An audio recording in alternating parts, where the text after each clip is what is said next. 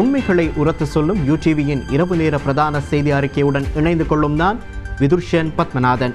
விரிவான செய்திகளுக்கு செல்வதற்கு முன்னால் முதலில் இன்றைய தலைப்புச் செய்திகள். 2022ஆம் ஆண்டுக்கான வரவு செலவு திட்டம் நிதியமைச்சர் பாசில் ராஜபக்சவினால் நாடாளுமன்றத்தில் சமர்ப்பிப்பு. அதிபர் ஆசிரியர்களின் சம்பள பிரச்சினைக்கு தீர்வு வழங்க வரவு செலவு திட்டத்தில் 30,000 மில்லியன் ரூபாய் நிதி ஒதுக்கீடு. அடுத்த 3 ஆண்டுகளில் லயன் வீடுகளை முழுமையாக அகற்ற தீர்மானம். சிகரெட்டின் விலையில் அதிகரிப்பு.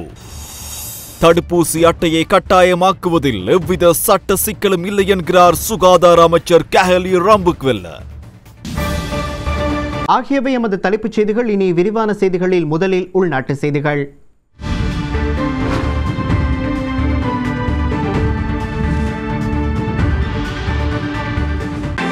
சுதந்திர இலங்கையின் 76வது வரவு செலவு திட்டம் நிதி அமைச்சர் பாசில் ராஜபக்சவினால் இன்று நாடாளுமன்றத்தில் சமர்ப்பிக்கப்பட்டது.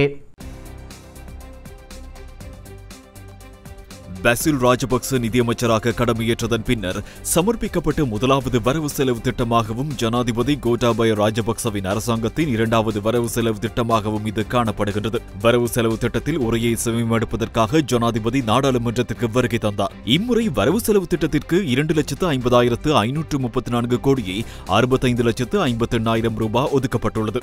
கொரோனா வைரஸ் தொற்றில் பாதிக்கப்பட்ட நாடாகவும் அத்தியாவசிய பொருட்களின் விலை அதிகரிப்பு மற்றும் பூகோள சவால்கள் என சகல விதத்திலும் நாம் சவால்களை எதிர்கொண்டு வருகின்றோம் என நிதியமைச்சர் பாசில் ராஜபக்ச உரையாற்றும் போது குறிப்பிட்டார். இலங்கை 500 பில்லியன் ரூபாவுக்கும் அதிகமான பில்லியன் ரூபாய் வருமானம் இழந்த நாடாக உள்ளதாகவும் மிகப்பெரிய சவால்களை எதிர்கொள்ளும் நாடாக மாற்றம் கொண்டுள்ளதாகவும் அவர் குறிப்பிட்டார். கோவிட் சவால்களை வெற்றி கொள்ளவும் மக்களின் பாதுகாப்பை உறுதிப்படுத்த நாட்டை நீண்டகாலம் முடக்க நேர்ந்ததாகவும் 3வது அலையை தடுக்க கடுமையான தீர்மானங்களை எடுக்க நேர்ந்ததாகவும் தெரிவித்தார். சுற்றுலாத்துறை மூலமாக கிடைத்த 5 பில்லியன் ரூபாய் கிடைக்காமல் போனது.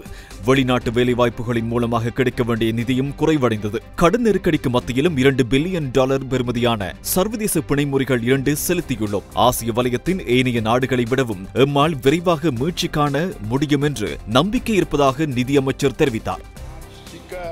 දීපාක්ෂික උපකාර සීමා වී තිබීමයි.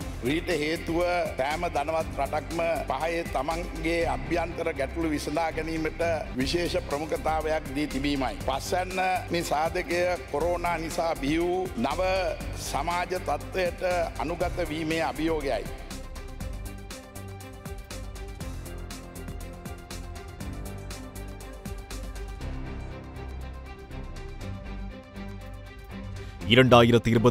ஆண்டுக்கான வரவு செலவு திட்டத்தில் உள்ளடக்கப்பட்ட விடயங்கள். 2022 வரவு செலவு திட்டமானது சௌபாக்கிய நோக்கு திட்டத்தை முழுமையாக கவனத்தில் கொண்டே வரையப்பட்டுள்ளது. நாட்டில் சகல பிரஜையும் தமக்கு ஏற்ற அளவில் சேமிப்பை உருவாக்க வேண்டும். அதற்கான வேலை திட்டத்தை உருவாக்குவதற்கு முன்னுரிமை அளிக்கப்பட்டுள்ளது. தற்போது நிர்மாணிக்கப்படும் கட்டிடங்களை தவிர ஏனைய புதிய அரசு காரியாலயங்கள் உருவாக்குவதை 2 ஆண்டுகளுக்கு நிறுத்த யோசனை முன்வைக்கப்பட்டது. அமைச்சர்கள் அதிகாரிகளுக்கு வழங்கப்படும் எரிபொருள் கொடுப்பனவை மாதத்திற்கு 5 லிட்டரால் குறைக்கவும், தொலைபேசி செலவை 25% குறைக்கவும், மின்சாரத்தை சூரிய கலத்தினால் நிரப்பவும் யோசனை ஒன்று முன்வைக்கப்பட்டது.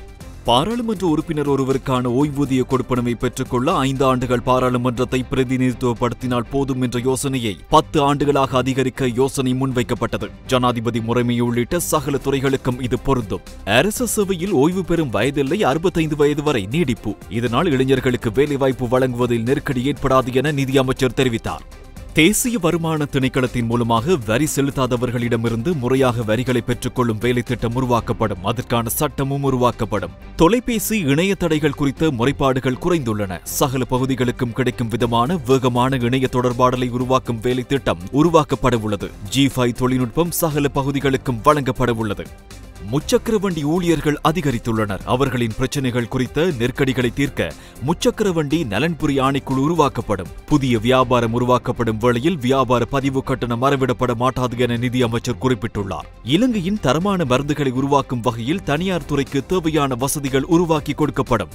ஆயுர்வேத வைத்திய மத்திய நிலையங்களை புதிதாக உருவாக்கவும் மற்றும் இயற்கை மருத்துவத்தை ஊக்குவிக்கவும் வேலை திட்டம் முன்னெடுக்கப்பட உள்ளது. அரச காணிகள், தனியார் காணிகள் மற்றும் விவசாய நிலங்களை அடையாளம் காணும் புதிய சட்டங்கள் உருவாக்கப்படும். தேசிய மற்றும் சர்வதேச முதலீட்டாளர்களுக்கு விசேட வேலை திட்டம். நிலையான முதலீட்டு குழுக்களை உருவாக்கவும் ஆலோசனை. 2,30,000 வெளிநாட்டு வேலைவாய்ப்புக்கு சகல ஆண்டிலும் செல்வார்கள். கோவிட் நெருக்கடி காரணமாக அடுத்த ஆண்டில் 13 லட்சம் இலங்கையர்களை வெளிநாட்டு வேலைக்கு அனுப்பும் வேலை திட்டம் முன்னெடுக்கப்படும் என நிதியமைச்சர் குறிப்பிட்டார். பாடசாலை மூடப்பட்ட காரணத்தினால் பாடசாலை வேன் மற்றும் பேருந்து உரிமையாளர்களுக்கு சலுகை, அதற்காக 400 மில்லியன் ரூபாய் ஒதுக்கீடு. கடந்த காலத்தில் முச்சக்கர வண்டி உரிமையாளர்களுக்கு ஏற்பட்ட நெருக்கடிகள் காரணமாக அவர்களுக்கு சலுகைகள் வழங்க 700 மில்லியன் ரூபாய் நிதி ஒதுக்கிடப்பட்டுள்ளது. நாடு முடக்கப்பட்ட காலத்தில் வருமானத்தை இழந்த பேருந்து உரிமையாளர்களுக்கு சலுகைகள் வழங்க 1500 மில்லியன் ரூபாய் ஒதுக்கிடப்பட்டுள்ளது. மூலதன உதவிகளை வழங்கி அரசு மற்றும் தனியார் துறையினரின் வருமானத்தை ஈட்டிக் கொள்வதற்கு சாளரங்கள் திறப்பு. அரசு நிதி கொள்கை வகுக்கும் போது 2வது முன்னுரிமை சேமிப்பின் பால் வழிநடத்துவதாகவும் நடைமுறை சமுர்த்தி செயற்பாடுகளை நவீனமயப்படுத்த எதிர்பார்ப்பதாகவும் கிராமிய அபிவிருத்தி இயக்கமாக அதனை மாற்ற எதிர்பார்ப்பதாகவும் தெரிவித்தார். சமுர்த்தி பயனாளிகளை தெரிவு செய்வதற்கு அறிவியல் முறைமையும் இலங்கையில் காப்புறுதி கூட்டுத்தாபனத்தின் வணிக ரீதியான அணுகுமுறையை போட்டி நிலைமைக்கு எடுத்துச் சென்று சகலருக்கும் பலன் கிடைக்கும் வகையில் மாற்றுவதற்கும் தீர்மானம். நேரடியான வருமானத்தை ஈட்டுவதற்கு பயன்படாத சொத்துக்களை பயன்படும் வகையில் மாற்றுதல். நாடு முழுவதும் தொலைத்தொடர்பு கட்டமைப்பை விரைவில் நிறுவி நாடு முழுவதிலும் உள்ள 10,115 பாடசாலைகளுக்கும் உரிய தொழில்நுட்பத்தை பயன்படுத்தி அதிவேக இணைய பிராட்பேண்ட் வசதியை பெற்றுக் கொடுக்க நடவடிக்கை. ஓய்வூதிய முரண்பாடுகளை களைய புதிய சம்பள அமைப்பு. அரசு நிறுவனங்களின் செலவினங்கள் ஒவ்வொரு காலாண்டுக்கும் தனித்தனியாக ஒதுக்கப்படும். மாற்றுத்திறனாளிகளின் உரிமைகள் மீதான சட்டத்தை அறிமுகப்படுத்தவும் முன்மொழிவதாக நிதியமைச்சர் தெரிவித்தார். ஆடை கைத்தொழிலுக்கு தேவையான மூலப்பொருட்களை உள்நாட்டிலேயே உற்பத்தி செய்ய நடவடிக்கை. இளைஞர்கள் வேலை தேடுபவர்களுக்கு பதிலாக தொழில் வழங்குநர்களாக மாற்ற திட்டம் உருவாக்கம். இலங்கையை முதன்மையான இரத்தின கற்கள் கொள்வனவு மையமாக மாற்ற நடவடிக்கை. இரப்பர் சார்ந்த உற்பத்திகளின் இறக்குமதிக்கு கட்டுப்பாடு. இரப்பர் சார்ந்த உற்பத்தி தொழிலில் ஊக்குவிப்பு. சேதன பசலை உற்பத்தி திறன் கிராமிய அளவில் அதிகரிக்கப்படும். புகையிரத திணைக்களத்தால் திறம்பட பயன்படுத்தாத காணிகள் கலப்பு அபிவிருத்திக்காக பயன்படுத்தல். புதிய தொழில்நுட்பத்துடன் கூடிய பெருந்தோட்டங்களை உருவாக்குதல். வெளிநாடு மற்றும் உள்நாட்டு ஏற்றுமதியாளர்களின் பாதுகாப்பை உறுதி செய்யும் வகையில் சட்டம். அனைவருக்கும் குடிநீர் வசதி திட்டத்தில் 24 மணி நேரம் சுத்தமான குடிநீரை வழங்க 15,000 மில்லியன் ரூபாய் ஒதுக்கீடு. திரவப்பால் உற்பத்தியை அதிகரிக்க தற்போது ஒதுக்கப்பட்டுள்ள நிதிக்கு மேலதிகமாக 1000 மில்லியன் ரூபாய் ஒதுக்கீடு. கிராமிய வீடமைப்புக்கு மேலும் 5,000 ரூபாய் ஒதுக்கப்படும். வீதி அபிவிருத்திக்காக மேலதிகமாக 20,000 மில்லியன் ரூபாய் ஒதுக்கீடு. புதிய விசேட பண்டு வரியானது அடுத்த வருடம் ஜனவரி மாதம் 1ஆம் தேதி முதல் நடைமுறைக்கு. தொலைக்காட்சி மற்றும் வானொலி ஒளிபரப்பு உரிமங்களை ஏலத்தில் வழங்க நடவடிக்கை. விசேட தேவையுடையோர் மற்றும் வயதானவர்களின் நலன்களுக்காக 1000 மில்லியன் ரூபாய் நிதி ஒதுக்கீடு. கர்ப்பிணி தாய்மாருக்காக வழங்கும் ஆரோக்கிய உணவு பொதியை 2 ஆண்டுகளுக்கு வழங்குவதற்காக 5,000 மில்லியன் ரூபாய் ஒதுக்கீடு. பெண் வியாபாரிகளுக்கான ஊக்குவிப்பு நடவடிக்கைகளுக்கும் கிராமிய உற்பத்தியை விநியோகிப்பதற்கும் வீட்டு சந்தை முறைமை உருவாக்குவதற்கும் 15,000 மில்லியன் ரூபாய் ஒதுக்கீடு.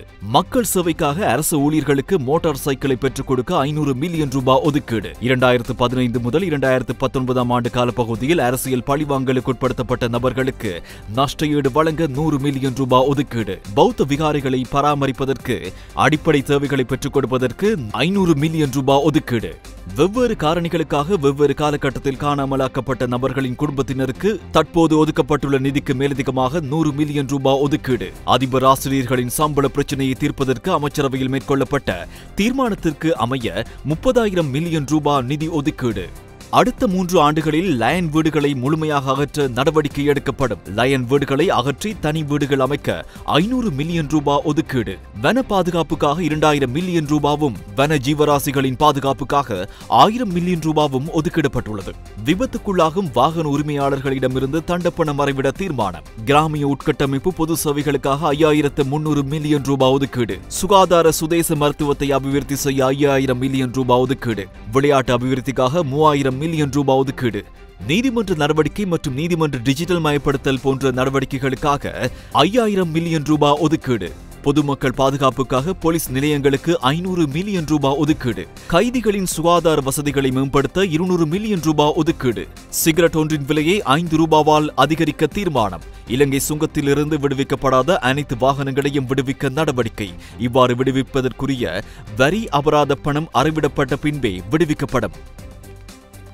வரவு செலவு திட்டம் தொடர்பிலான விவாதம் நாளை ஆரம்பமாக உள்ளது. நவம்பர் மாதம் 13ஆம் தேதி சனிக்கிழமை முதல் நவம்பர் மாதம் 22ஆம் தேதி திங்கட்கிழமை வரை 7 நாட்களுக்கு 2ஆம் வாசிப்பு மீதான விவாதம் நடைபெறவுள்ளது. நவம்பர் மாதம் 22ஆம் தேதி திங்கட்கிழமை மாலை 5 மணிக்கு 2ஆம் வாசிப்பு மீதான வாக்கெடுப்பு இடம்பெறவுள்ளது. நவம்பர் மாதம் 23ஆம் தேதி செவ்வாய்க்கிழமை முதல் குழுநிலை விவாதம் இடம்பெறவுள்ளதோடு டிசம்பர் 10ஆம் தேதி வெள்ளிக்கிழமை வரை 16 நாட்கள் விவாதத்தை நடத்துவதற்கு தீர்மானிக்கப்பட்டுள்ளது. டிசம்பர் மாதம் 10ஆம் தேதி மாலை 5 மணிக்கு 3வது வாசிப்பு மீதான வாக்கெடுப்பு இடம்பெறவுள்ளது. வரவு செலவு திட்ட விவாதத்தை முதல் முறையாக சைகை மொழியிலும் ஒளிபரப்புவதற்கு நடவடிக்கை எடுக்கப்பட்டுள்ளது. வரவு செலவு திட்ட விவாத காலப்பகுதியில் பாராளுமன்ற அமர்வு காலை 9:30 மணிக்கு ஆரம்பமாக உள்ளதுடன் இந்த காலப்பகுதியில் 2ஆம் வாசிப்பு மீதான விவாதம் மற்றும் குழுநிலை விவாதம் ஆகியன முற்பகல் 10 மணி முதல் 5 மணி வரை நடைபெறவுள்ளதாக தெரிவிக்கப்பட்டுள்ளது. தென் அந்தமான் தீவுக்கு அண்மையாக உள்ள கடற்பரப்புகளுக்கு மேலாக நாளைய தினமாகும் போது புதிதாக ஒரு தாளமுக்க பிரதேசம் உருவாகக்கூடிய சாத்தியம் காணப்படுவதாக வளிமண்டலவியல் திணைக்களம் தெரிவித்துள்ளது. இதேவேளை நாட்டில் சீரற்ற காலநிலை காரணமாக உயிரிழந்துள்ளவர்களின் எண்ணிக்கை 26ஆக அதிகரித்துள்ளது. தொடர்ச்சியாக நிலவி வருகின்ற சீரற்ற காலநிலை காரணமாக மன்னார் மாவட்ட மீனவர்கள் தொடர்ச்சியாக பாதிக்கப்பட்டு வருகின்றனர். கடல் பகுதியில் வீசி வரும் அதீத காற்று காரணமாக 3வது நாளாக அதிக அளவிலான மீனவர்கள் மீன்பிடி நடவடிக்கைகளை தவிர்த்தனர். மன்னார் தீவு பகுதிகளை சூழ்ந்த கடற்பரப்பில் நீர்மட்டம் தொடர்ந்து அதிகரித்து காணப்படுகின்றமையினாலும் கடல் பகுதிகளில் அதீத காற்று வீசுவதினாலும் மீன்பிடி நடவடிக்கைகள் முற்றாக பாதிக்கப்பட்டுள்ளது.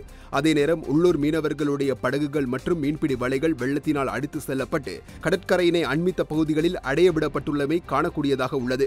சீரற்ற காலநிலை காரணமாக கொழும்புக்கட்டி பிரதான வீதியின் கடுகண்ணாவை பகுதியின் போக்குவரத்து இன்றைய தினமும் தடைப்பட்டுள்ளது. குறித்த வீதியுடனான போக்குவரத்து கடந்த 10ஆம் தேதி முதல் தடைப்பட்டுள்ளமை குறிப்பிடத்தக்கது. யாழ் மாவட்டத்தினும் கிளிநொச்சி மாவட்டத்தினதும் எல்லை பகுதியில் சுமார் 20 ஏக்கர் வயல் நிலங்கள் மழைநீர் உட்புகுந்து வயல் முற்றாக நாசமடைந்துள்ளது. குறித்த எல்லை பகுதியில் ஒரு வாய்க்கால் இருப்பதாகவும் குறித்த வாய்க்காலின் கழிவு குப்பைகள் உள்ளமையினால் தேங்கி நிற்கும் நீர் கடலுக்கு செல்ல வழியில்லாமையினாலேயே குறித்த பாதிப்பு ஏற்பட்டுள்ளதாக கிராம மக்கள் தெரிவிக்கின்றனர். வயல் நிலங்கள் மட்டுமல்லாமல் வீதிகள், வீடுகள் மற்றும் விளையாட்டு மைதானங்கள் என்பனவும் வெள்ளத்தால் பாதிக்கப்பட்டுள்ளன. 2020ஆம் ஆண்டும் இவ்வாறே வயல் நிலங்கள் பாதிப்படைந்தது எனவும் இதுவரையில் எந்த ஒரு அமைப்புகளோ அதிகாரிகளோ அரசியல்வாதிகளோ எவருமோ தம்மை வந்து பார்வையிடவில்லை எனவும் எவ்வித நஷ்டஈடுகளும் தமக்கு வழங்கப்படவில்லை எனவும் மக்கள் கவலை தெரிவித்துள்ளனர். தென் அந்தமான் தீவுகளுக்கு அண்மையாக உள்ள கடற்பரப்புகளுக்கு மேலாக நாளைய தினமாகும் பொழுது புதிதாக ஒரு தாளமுக்க பிரதேசம் உருவாகக்கூடிய சாத்தியம் காணப்படுவதாக வளிமண்டலவியல் திணைக்களம் தெரிவித்துள்ளது. நாட்டின் கிழக்காக உள்ள ஆழ்கடல் பகுதிகளில் கடலில் பயணம் செய்வோரும் மீன் சமூகமும் இவ்விடயம் தொடர்பாக அவதானமாக இருக்குமாறு கோரப்பட்டுள்ளது. புத்தளத்திலிருந்து கொழும்பு மற்றும் காலியினூடாக அம்மாந்தோட்டை வரையிலான கடற்பகுதிகளில் அவ்வப்போது மழை அல்லது இடியுடன் கூடிய மழை பெய்யக்கூடிய சாத்தியம் காணப்படுகிறது. நாட்டை சூழவுள்ள ஏனைய கடற்பரப்புகளில் பல இடங்களில் மழை அல்லது இடியுடன் கூடிய மழை பெய்யக்கூடிய சாத்தியம் காணப்படுகிறது. கோவிட் தடுப்பூசியின் 2 டோஸையும் செலுத்திக் கொள்ளாதவர்கள் பொது இடங்களுக்கு செல்வதை தடுக்கும் விதத்தில் சட்ட ரீதியான நிலைமையை கொண்டு வருவதாக சுகாதார அமைச்சர் தெரிவித்துள்ளார். இதேவேளை நாட்டில் 3ஆம் தடுப்பூசி செலுத்தப்பட்டவர்களின் மொத்த எண்ணிக்கை 97,806ஆக அதிகரித்துள்ளது.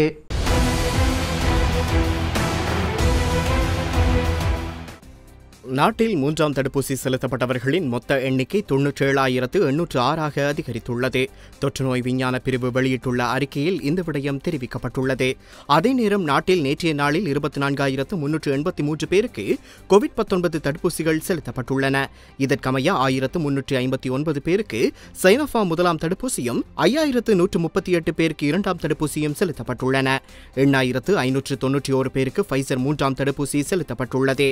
அத்துடன் 7,204 பேருக்கு ஃபைசர் 1ஆம் தடுப்பூசியும் 686 பேருக்கு 2ஆம் தடுப்பூசியும் செலுத்தப்பட்டன. 1,239 பேருக்கு மொடர்னா 1ஆம் தடுப்பூசியும் 166 பேருக்கு 2ஆம் தடுப்பூசியும் செலுத்தப்பட்டதாக தொற்றுநோய் விஞ்ஞான பிரிவு தெரிவித்துள்ளது.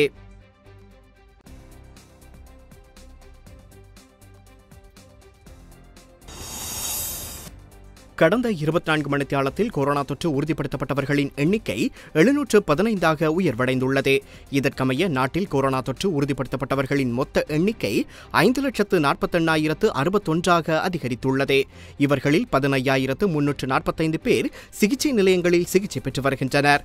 இதேவேளை கொரோனா தொற்றால் பாதிக்கப்பட்ட மேலும் 339 பேர் இன்று குணமடைந்துள்ளனர். அதன்படி நாட்டில் கொரோனா தொற்றிலிருந்து குணமடைந்தவர்களின் மொத்த எண்ணிக்கை 5,22,700 789 அதிகரித்துள்ளது. நாட்டில் பதிவான கோவிட் மரணங்களின் மொத்த எண்ணிக்கை 13,927 அதிகரித்துள்ளது. සම්යම් නීති අපිට ගේන්න වෙනවා බහුතර ජනතාවගේ රැකවරණය පිණිස. දැන් අපි දන්නවා අර ගුරු கோவிட் தடுப்பூசியின் 2 டோஸ்களையும் செலுத்திக் கொள்ளாதவர்கள் பொது இடங்களுக்கு செல்வதை தடுக்கும் விதத்தில் சட்ட ரீதியான நிலைமையை கொண்டு வருவதாக சுகாதார அமைச்சர் தெரிவித்துள்ளார். அது தொடர்பில் நேற்றைய தினம் சட்டமா அதிபரின் பதில் கிடைத்ததாக அவர் தெரிவித்துள்ளார். அதன் அடிப்படையில் 2 தடுப்பூசியையும் செலுத்திக் கொள்ளாதவர்கள் பொது இடங்களுக்கு செல்வதற்கு தடை எதிர்காலத்தில் விதிக்கப்படும் என அவர் தெரிவித்துள்ளார். හරි හිතන්න වෙනවා. ඉතාමත්ම හිතලා හිතාමතාම මේ ව්‍යාප්ත කරවන්න සංවිධානාත්මක කරන වැඩක් මේක කියලා. මම නැවත නැවතත් කියන්නේ මේ ගැසට් පත්‍රයේ පැත්තකින් තියලා ඒ ගැන நான் மீண்டும் மீண்டும் சொல்கின்றேன், மக்கள் ஒன்று கூடுவதை தவிர்த்துக் கொள்ளுமாறு. இவ்வாறு ஒன்று கூடுவதனால் மக்கள் மத்தியில் பாரிய சிக்கல் நிலை தோற்றுவிக்கும். සාපරාධී චේතනාවකින් දුෂ්ට චේතනාවකින් මේ රටේ ජනතාව අනතුරේ හෙලණ්ඩයි එහෙමනම් සිද්ධ වෙන්නේ. ඉතින් මේ දිනවල පවතින උද්ඝෝෂණ සහ වැඩවර්ජනවලට අදාළ සමාජයක රාශීවීම් මේ සියල්ලම இந்த நாட்களில் இடம்பெறும் ஆர்ப்பாட்டங்கள் காரணமாக மக்களின் ஒன்று கூடல் காணப்படுகின்றது. இதனால் கோவிட் பரவுவதை கட்டுப்படுத்த முடியாது. ஆகவே எதிர்வரும் நாட்களில் தனிமைப்படுத்தல் சட்டத்தின்படி நடவடிக்கைகளை கையாள வேண்டிய நிலைமை ஏற்படும். சுகாதார அமைச்சின் வர்த்தமானிப்படி நாம் சட்ட நடவடிக்கை எடுக்கலாம். மக்கள் சுகாதார வழிகாட்டல்களை அமைய பொது இடங்களில் ஒன்று கூடல்களை தவிர்ப்பதன் மூலம் கோவிட் பரவலை கட்டுப்படுத்தலாம். சட்ட ரீதியில் இதற்கான கட்டுப்பாடுகள் விதிக்கப்படும். சுகாதார பிரிவினர் சுகாதார பரிசோதகருடன் மக்கள் முரண்படும் சூழ்நிலை ஏற்படும். எனவே நிலைமையை உணர்ந்து செயற்படுவதே சிறந்தது. තේරුම් අරගෙන ඔවුන්ගේ චර්යාත්මක වෙනසක් කරගෙන මේ COVID-19 පාලනයට සෞඛ්‍ය උපදෙස් පිළිපැදීමට අනුගත වෙනවා හැර නීති වලින් මේක කරන්න උත්සාහ කිරීම නිසා විශේෂයෙන්ම COVID-19 පාලනයේ යෙදලා ඉන්න මහජන සෞඛ්‍ය පරීක්ෂකවරුන් පොලිස් නිලධාරීන් වැනි නිලධාරීන්ට එරෙහිව පුළුවන්. සෞඛ්‍ය අධ්‍යක්ෂ ජනරාල්වරයාගේ නව සෞඛ්‍ය මාර්ගෝපදේශවලට බාහිරව சுகாதார பிரிவினரின் வழிகாட்டல்களை மீறி ஒன்று கூடல் மற்றும் நிகழ்வுகளை நடத்த அனுமதி பெற்றிருக்க வேண்டும். இல்லை என்றால் அது சட்ட விதிமுறைகளை மீறிய செயற்பாடாக கருதப்படும். ඍජුවම සෞඛ්‍ය අධ්‍යක්ෂ ජනරාල්වරයාගෙන් අවසර ලබා ගැනීම අවශ්‍ය කාරණයක් බවට පත්වනවා. සෞඛ්‍ය අධ්‍යක්ෂ ජනරාල්වරයාගේ නිසි අවසර නොමැතිව එවැනි ක්‍රියාකාරකම් ඒකරාශී වීම, රැස්වීම, පැවැත්වීම නීති විරෝධී කාරණයක් බවට පත්වනවා. முத்துராஜவல சரணாலயம் தொடர்பில் ஏற்பட்டுள்ள பிரச்சினைக்கு தீர்வு வழங்குவதற்காக நாடாளுமன்ற உறுப்பினர்கள் அடங்கிய விசேட குழு ஒன்று நியமிக்கப்பட்டுள்ளது.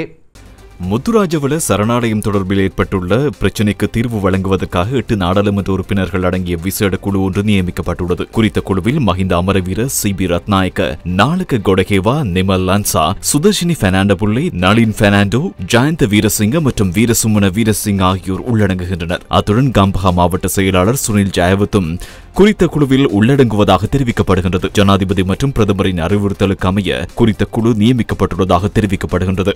கொழும்பின் சில பகுதிகளில் நாளை 28 மணித்தியால நீர்வெட்டு அமுல்படுத்தப்பட உள்ளது. கொழும்பின் சில பகுதிகளில் எதிர்வரும் 13ஆம் திகதி 28 மணித்தியால நீர்வெட்டு அமுல்படுத்தப்பட உள்ளது. எதிர்வரும் 13ஆம் திகதி இரவு 8 மணி தொடக்கம் 14ஆம் திகதி ஞாயிற்றுக்கிழமை நள்ளிரவு 12 மணி வரை 28 மணித்தியாலத்திற்கு நீர்வெட்டு அமுல்படுத்தப்பட உள்ளது. கொழும்பு 4, 5, 6, 7, 8 மற்றும் கோட்டை, கடுவல ஆகிய மாநகர சபை பகுதிகளுக்கும் நீர்வெட்டு அமுல்படுத்தப்பட உள்ளதாக தேசிய நீர்வளங்கள் வடிகால் அமைப்பு சபை தெரிவித்துள்ளது. அம்பத்தலையிலிருந்து கோட்டை வரையான நீர்க்குழாயில் மேற்கொள்ளப்பட உள்ள திருத்தப் பணிகள் காரணமாகவே நீர்வெட்டு அமுல்படுத்தப்பட உள்ளது. இதனால் முன்கூட்டியே தேவையான நீரை சேமித்து வைக்குமாறு நீர்வளங்கள் வடிகால் அமைப்பு சபை கோரிக்கை விடுத்துள்ளது. திருகோணமலை தம்பலகாமம் போலீஸ் பிரிவிற்குட்பட்ட கல்மெடியாவ வடக்கு உல்பெத்வெவ பகுதியில் ஒரே இடத்தில் இறந்த நிலையில் யானைகளின் 2 சடலங்கள் அருகருகே மீட்கப்பட்டுள்ளதாக போலீசார் தெரிவித்தனர். இதேவேளை கம்பலை நுவரெலியா பிரதான வீதியில் அட்டபாகி எனும் இடத்தில் 2 மாடி வர்த்தக நிலையம் ஒன்று இடிந்து விழுந்து முற்றாக சேதமடைந்துள்ளது.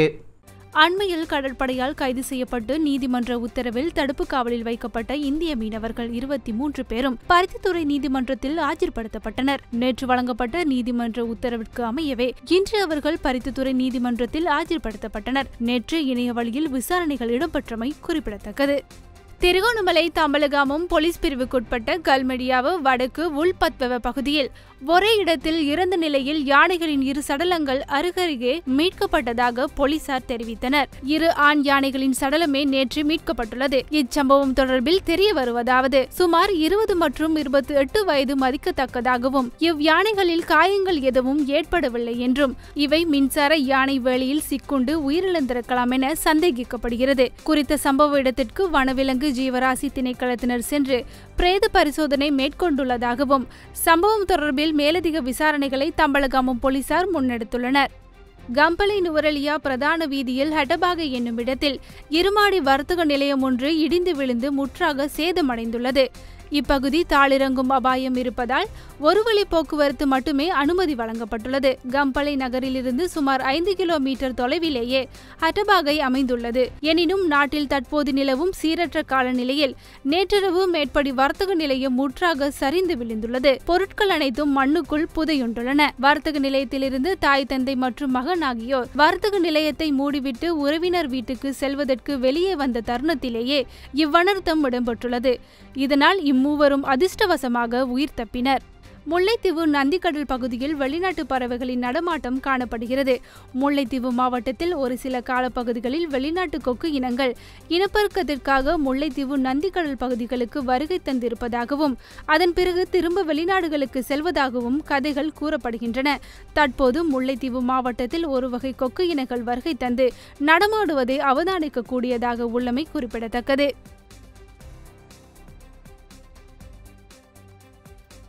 இத்துடன் எமது செய்தி அறிக்கைகள் யாவும் நிறைவடைந்தன. மீண்டும் எமது பிரதான செய்தி அறிக்கையினை நாளை இரவு 7:30 மணிக்கு எதிர்பாருங்கள். யூடிவியின் நிகழ்ச்சிகளையும் செய்திகளையும் உடனுக்குடன் தெரிந்து கொள்ள எமது யூடியூப் தளத்தினை சப்ஸ்கிரைப் செய்து கொள்ளுங்கள்.